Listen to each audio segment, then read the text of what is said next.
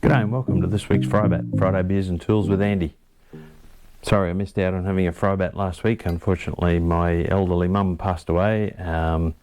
Sad, but also happy that she's in a better place and with Dad now. So back to usual circumstances, and this week we have another local Tassie beer. This is the Wild Beer Refreshing Red Hemp Ale. And it is a giant 600ml bottle. It won't even fit in my GRAYZBILDZ stubby cooler, so I have to use another one. Wild beer comes from the Seven Sheds brewery. Try saying that after a couple of beers, which is located in the Latrobe Valley here in Tasmania. So let's try the refreshing red hemp ale. Happy Friday. Wow. I guess I should pour some to show you the colour. Okay, 500ml bottle. It's a little bit more than my standard 375. Let's see how it looks. Well, my beer pouring skills need some work. But you get the idea. Look at the colour of that. That is superb. It's actually very, very fizzy. It's a lot of carbonation. I'm not trying to get out of the fact that I poorly poured that, but I was so excited by the colour. But you can see how much carbonation's in there. Lots.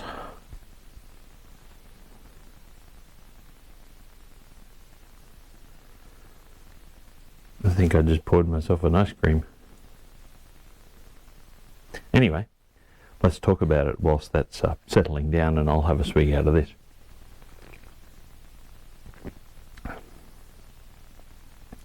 That's a really nice beer.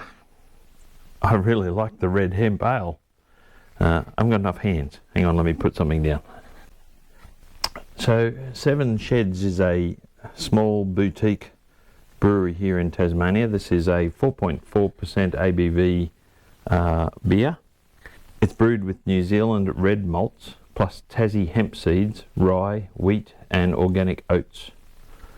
Wild beer was inspired by the Wild Mersey mountain bike trails development linking Latrobe and Sheffield with Seven Sheds Brewery slap bang in the middle, particularly handy. We nervously moved away from our traditional range of high ABV brews to create something a bit more quaffable and nutritious for people taking a break between trails. 4.4% ABV, it's the lightest brew we've put into bottles and usually available by the glass at our cellar door. Colour is what normally defines a red ale. We've used a blend of Aurora and Shepherd's Delight malts to complement flavours by our favourite Joe White pale malts. Gosh. Well, we can put the bottle down and come back to this colour. Wow. That is superb. 500ml bottles, that's different. This retails for $100 for 16 500ml bottles, so it's not cheap, but it's a bloody nice beer. I guess at 4.4% it's classed as a mid-strength. It is almost perfect on the palate for me. Low bitterness, flavoursome, really nice aftertaste, great on the palate. I guess red ales is not something that I've done a real lot of, but that is terrific. That's a 5 out of 5 Spanners for me.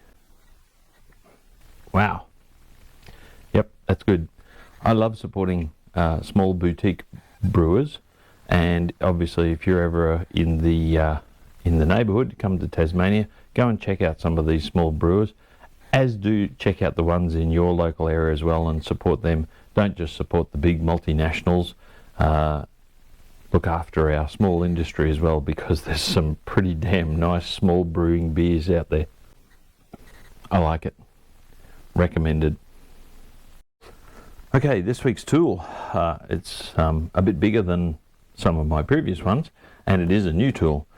This is the Makita DHR171Z 17mm or 11/16 inch cordless rotary hammer drill.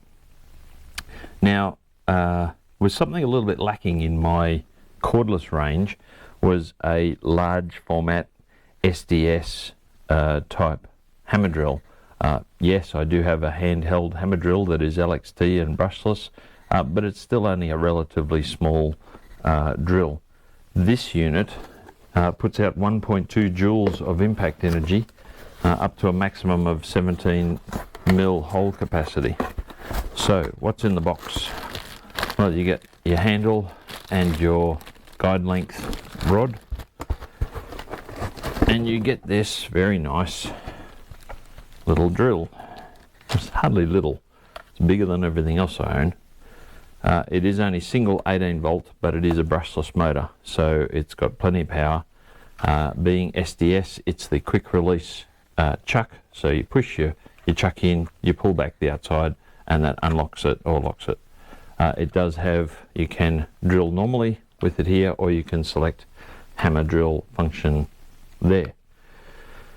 It weighs 2.4 kilograms with battery, so it's not particularly heavy, but it certainly packs a lot more punch than a standard type drill.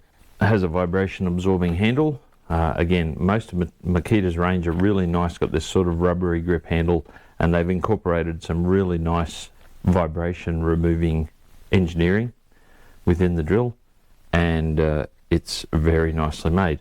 Like all Makita drills, in fact almost all cordless drills now, it does have a light, and in this case the LED is right down here, so I assume it is shining up at an angle. Let's get a battery and have a look. I would suggest that a drill of this size and ability, probably your 1.5 or your 2 amp hour batteries won't cut it real well, so I intend to be using it with a 5 or a 6 ampere hour. Like all of the Makitas, locks in place. It does not have a battery indicator on this one.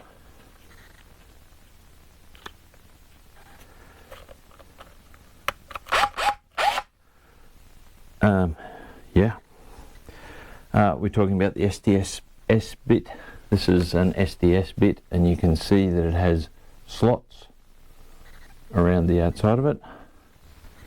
And as I mentioned, to insert it, you pull down on the collar, insert your bit,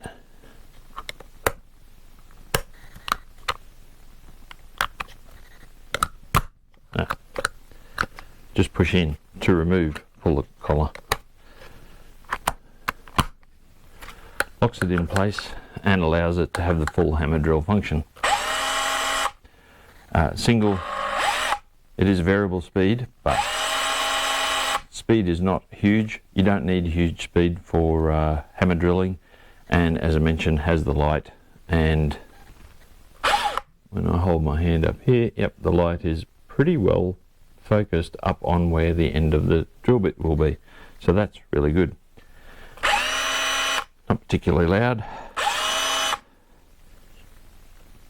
Feels really nice in the hand to hold, and ergonomics feel real good. And of course with this handle you can also, it's got multi positions, you can move it right around the front, or for left-handed you can put it on the other side as well. Right, what is the DHR171Z worth? Well, the DHR171Z retails, it seems to be around $239, $279 on eBay. That's a bit of a rip-off. I purchased mine from Amazon, and Amazon currently has them for 13% off at $215.57, which is a 13% saving. I'll put a link down below in the description for you to purchase there, and remembering that does assist GRAYZBILDZ with a small kickback from Amazon. Doesn't cost you any extra if you use that link. So if you're keen on one, buy it from there, save yourself 13%. Wow, great drill. I will do a follow-up on this after I've done some serious hammer drilling with it. This particular hammer drill size is for another product which I will talk about when I start doing the internal of shed fit out. But what a terrific little unit. There are bigger ones on the market, and I think Makita also do a 36 volt version, which is two 18 volt batteries side by side, and that's the real big fella. Probably not necessary for the type of stuff that I'm going to use it for.